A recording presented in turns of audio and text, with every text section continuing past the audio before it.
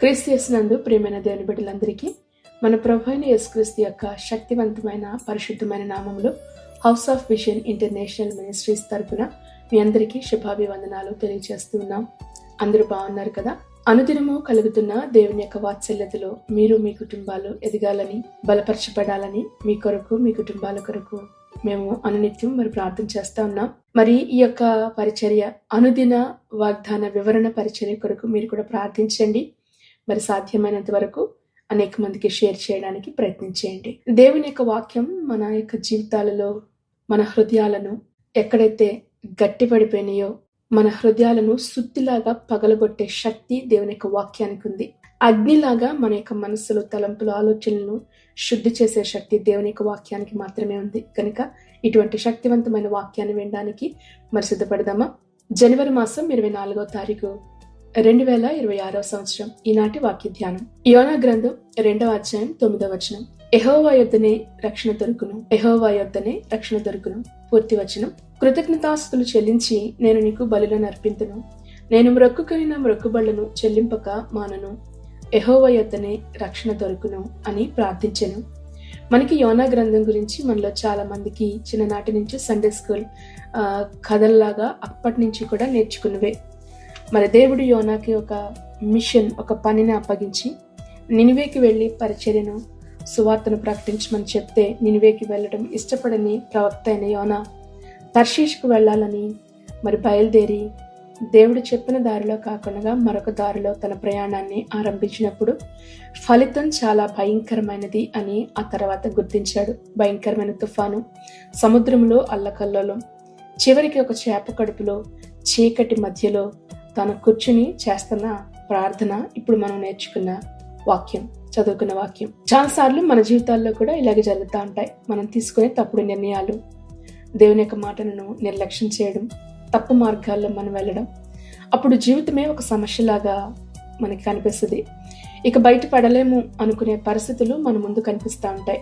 అయితే ఇలాంటి పరిస్థితుల్లోనే యోనాకు ఒక నిజం అర్థమైంది. ఏంటంటే, నన్ను నేను రక్షించుకోలేను, నన్ను దేవుడే రక్షించాలి అని. అందుకనే ఈ ప్రార్థన చేశాడు.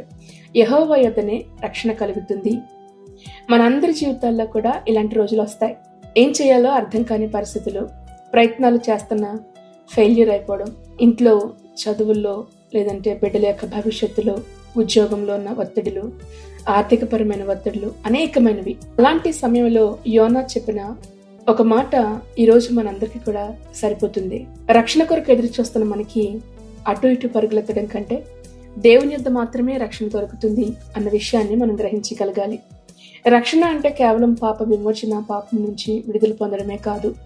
రక్షణ అంటే మనం అలుముకున్న భయాల నుంచి బయటపడడం, తప్పు మార్గాల్లో వెళ్ళిపోయినప్పుడు తిరిగి వెనక్కి రాగలగడం, విరిగిపోయిన హృదయాలు తిరిగి ఆశతో నింపబడ్డం, పూర్తిగా మన చేతులు పైకెత్తేసి ఇంకా ఏ పరిస్థితుల్లో కూడా మనం సహాయం చేసుకోలేము, మనకి మనం సహాయపడలేము అని తెలుసుకున్నప్పుడు దేవుని యొక్క జోక్యాన్ని మన జీవితంలో కోరుకోవడం ద్వారా దేవుడు తన కార్యాన్ని మన జీవితంలో చేయాలని ప్రభు ఇష్టపడతా ఉన్నాడు. మన చేతులు పని చేయలేకపోయిన చోట దేవుని చేతులు పనిచేయడం మొదలవుతుంది. మనం సాధారణంగా మనలో ఒక మంచి విశ్వాసం, ఆత్మవిశ్వాసం అంటాం కదా, అలాగా మనం చాలాసార్లు ఇలా అనుకుంటాం. ఏమంటే, నేను చూసుకుంటాను, పర్వాలేదు, ఈసారి నా ప్లాన్ బాగా పనిచేస్తుంది, ఇంకొంచెం ప్రయత్నం చేస్తే సరిపోతుంది అని మనం అనుకుంటాం. కానీ దేవుడు అంటున్నాడు ఏంటో తెలుసా? నీవు నన్ను పూర్తిగా నమ్మగలుగుతావా? నీ ప్రయత్నాన్ని వదిలేసి నా చేతుల్లో నీ పరిస్థితిని ఉంచగలుగుతావా? యోనా ప్రార్థన చేసినప్పుడు చేప కడుపులోనే ఉండిపోయాడు, గుర్తుపెట్టుకోండి. కానీ తనపై నమ్మకాన్ని విడిచిపెట్టి దేవుని యొద్దనే రక్షణ అని ఎప్పుడైతే తనకు అర్థమైందో అప్పుడు మాత్రమే తనకి విడుదల కలుగుతుంది. మనం సాధారణంగా చేసే తప్పు ఏంటంటే, ప్రార్థన మన యొక్క చివరి ఆప్షన్గా మనం పెట్టుకుంటాం. అంటే మనం చేయగలిగినవి, మనకి ఏమైతే తెలుసో అవన్నీ ప్రయత్నం చేసేస్తాం.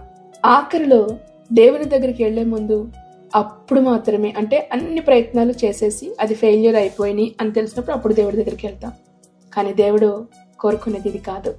సామెతల గ్రంథం 3వ అధ్యాయం 5వ వచనం ప్రకారం, నీ స్వబుద్ధిని ఆధారం చేసుకొనక నీ పూర్ణ హృదయంతో యెహోవా యందు నమ్మకం ఉంచుము.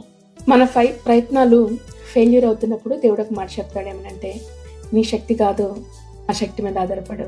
కీర్తన గ్రంథం 20:7 మనకి పదే పదే జ్ఞాపకం చేస్తుంది కదా. కొంతమంది గుర్రాలను బట్టి, కొంతమంది రౌతులను బట్టి అతిశయిస్తారు, కానీ మనమైతే మన దేవుడైన యెహోవాను బట్టి మనం అతిశయించగలగాలి. సమస్యల్లో ఉన్నప్పుడు, ఇక నాకు ఏ మార్గం కనిపించట్లేదు అనుకున్నప్పుడు నిజంగా ప్రభు ముందు ఒప్పుకోవడానికి ప్రయత్నం చేయండి. మీ నిజ స్థితిని దేవుని ముందు అంగీకరించండి. 46 కీర్తన గ్రంథం 1 దేవుడు మనకు ఆశ్రయమై ఉన్నాడు.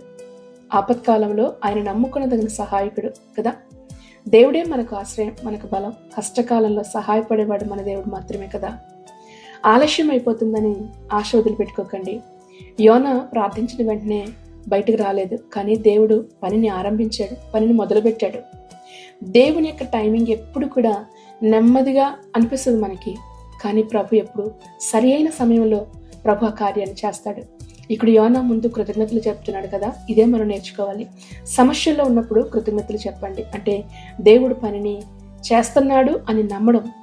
ఒకవేళ విశ్వాసంలో బలహీనపడి శక్తి సరిపోవట్లేనప్పుడు దేవుని ముందు మనం ప్రార్థించగలగాలి, ఒప్పుకోగలగాలి. ప్రభా, నా శక్తి సరిపోవట్లేదు, నా ప్లాన్స్ ఏమీ కూడా పని జరగట్లేదు ప్రభా, ఇప్పుడు నీ పైన నేను ఆనుకుంటున్నాను. రక్షణ నీ యొద్దే దొరుకుతుంది కదా, సహాయం నీ యొద్దే కదా దొరుకుతుంది.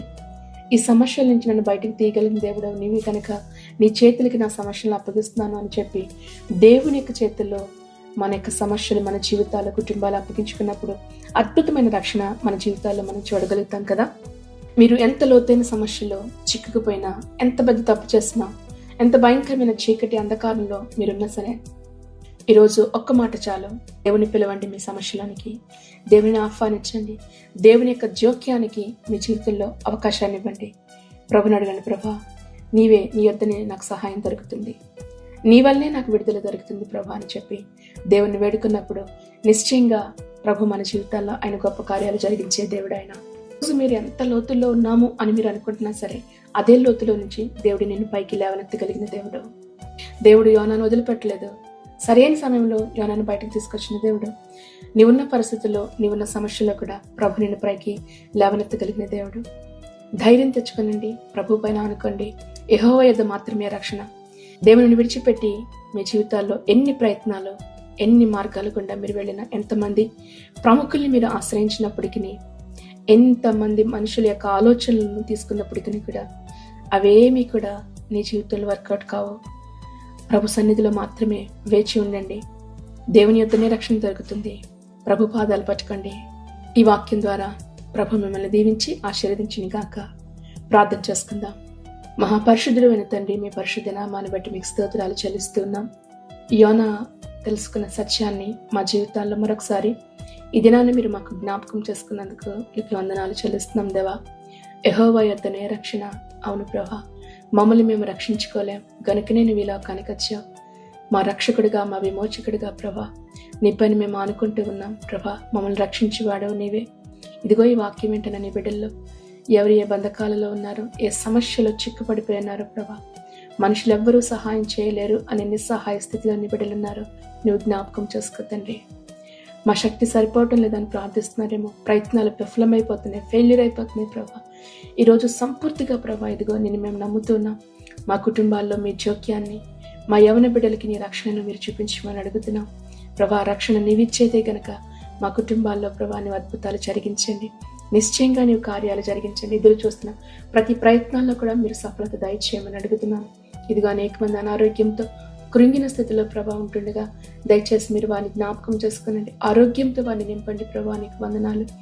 నేను ప్రయత్నం చేసిన ప్రయత్నాలు ఫెయిల్యూర్ అయిపోయి నిరాశతో నేను కుప్పకూలిపోయిన వారి కొరకు నీ సన్నిధిలో ప్రార్థిస్తున్నాం. నిశ్చయంగా నీ బిడ్డల్ని దర్శించండి. ఆశతో నీ బిడ్డల్ని నింపండి ప్రభా.